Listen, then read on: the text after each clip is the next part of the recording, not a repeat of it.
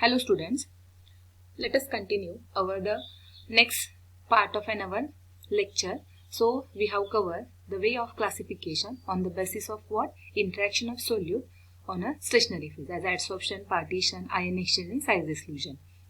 So next subclass on the basis of chromatographic bead shape we can classify as a two-dimensional, three-dimensional. In two-dimensional, thin layer chromatography and paper chromatography, and in three-dimensional, column chromatography. Let us discuss one by one. So, very simple technique, that is thin layer chromatography. This particular chromatographic technique is very useful for separating a organic compound. This particular technique is particularly used for the preparative purpose. There are some advantages of this particular thin layer chromatography. Because of simplicity, rapidity, this particular technique is very popular.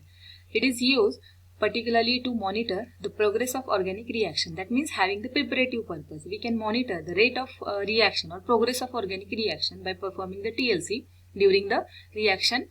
We can say during the time of synthesis, we can perform the TLC so as to we can find out whether the product is formed or not. Or simply we can check the purity of our product. That is again our, we can say, purpose behind the use of chromatography. This TLC. So similar to other chromatographic method, TLC also based on the, or we can say based on the principle of what? Separation. Adsorptivity is the basic reason, or we can say basic principle. The separation depends on relative affinity of compound towards the stationary phase and mobile phase. The compound under the influence of mobile phase, basically we can say move by the capillary action, travel over the surface of stationary phase adsorbent, for example silica.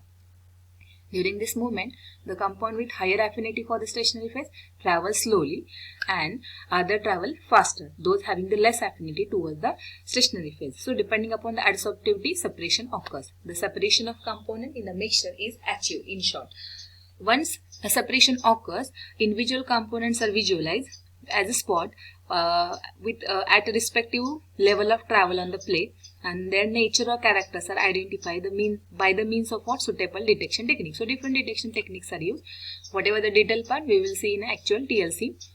When we will cover, or when we see that particular part, we will cover the different steps or what actually happen while what is the basic procedure to carry out the TLC. Next, in two-dimensional paper chromatography.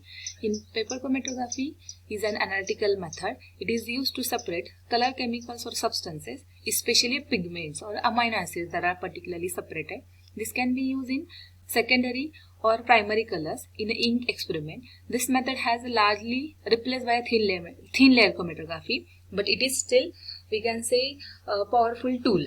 Particularly double way paper chromatography, are called as a two-dimensional chromatography, involves using two solvent and rotating the paper 90 degree in between. This is useful for separating a complex mixtures of compounds having the similar polarities, for example amino acid. Two-dimensional paper chromatography, that is a technique used for the development of paper. If filter paper is used, it should be of an high quality paper. If the mobile phase is developing solution that can be a travel up the stationary phase, carrying the sample along with it. What is the principle? Partition. The principle involved is the partition chromatography, wherein the substances are distributed or partitioned between the liquid phases. One phase is the water, which is held in the pores of filter paper. Whatever the composition of filter paper, as you know, cellulose. So that cellulose having the ability to hold some amount of water. So that particular cellulose having ability to hold the water acts as a stationary phase, and other phase is that of mobile phase, which moves over the paper. The compound in the mixture gets separated due to differences in their affinity towards the water. That means whatever the water present in a stationary phase and mobile phase solvent. During the movement of mobile phase under the capillary action of pores in the paper. The principle can be basically the principle here is the partition, not a adsorption chromatography. Basically a partition between the liquid phase, that is liquid stationary phase, and moving mobile phase. So this paper chromatography basically the principle can be a adsorption chromatography between the solid and liquid phases, where the stationary phase is solid surface of an paper and the liquid phase is mobile phase. But the most of the application of paper chromatography work on the principle of what? partition. Partition is the basic principle. So depending upon the partition, the separation occurs for the solute.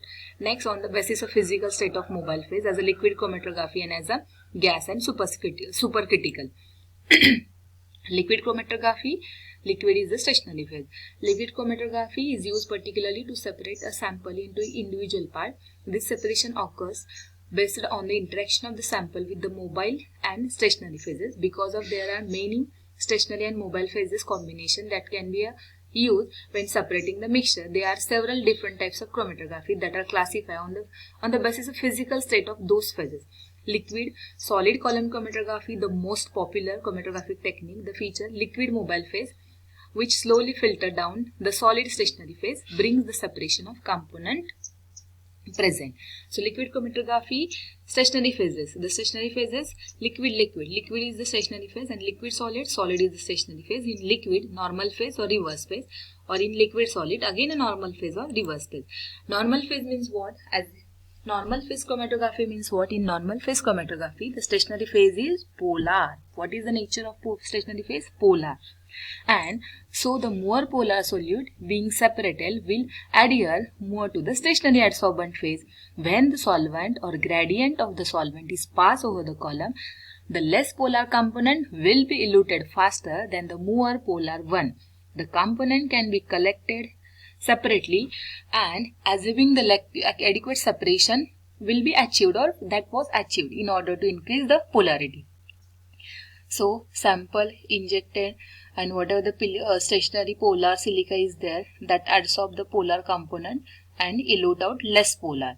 Here the mobile phase is non-polar. So stationary phase is polar and mobile phase is non-polar. In the reverse phase, exactly opposite. That means polarities of the mobile phase and stationary phases are opposite to that when performing normal phase chromatography. Instead of choosing non-polar mobile phase solvent, a polar solvent is there and non-polar stationary phase will be there. So non-polar stationary phase and polar mobile phase. So we can say non-polar solute will adsorb and polar solvent will elute out with the mobile phase. So next is high performance liquid chromatography. Again, that is a one technique. So high performance liquid chromatography, or we can say as a high pressure liquid chromatography. Basically, it is we can say a technique in analytical chemistry, particularly used to separate the component in a mixture and identify each component and quantify each component. Basically, it relies on the pump to pass a pressurized liquid solvent system containing the sample mixture through a column filled with the solid adsorbent material. Each component in the sample easily interact slightly differently with the adsorbent material, causing different flow rate for the different component and leading to the separation of component as they flow out the column. So basically this is the principle. Solvent, whatever the mobile phase there, that mobile phase via pump, it get pressurized, or via pump system, or by pressurizing it get entry inside the column along with the sample injector system. When they get enter inside the column, depending upon their, we can say particularly whatever their different adsorptivity, that decides the retention. So as they elute out and that are detected by the detector in the form of we can say chromatogram that appears, and whatever the waste we can say that collect out. So this is the basically we can say in short the layout or whatever the instrumentation part of our HPLC. Then gas chromatography. Gas chromatography is the common again type, particularly analytical chemistry, particularly used in analytical chemistry to separate out the mixture or to analyze the compound that are particularly vaporized without decomposition. So vaporized form of an sample particularly used. Typical use of particularly gas chromatography include testing of purity of particular substances or separating the different component of mixture.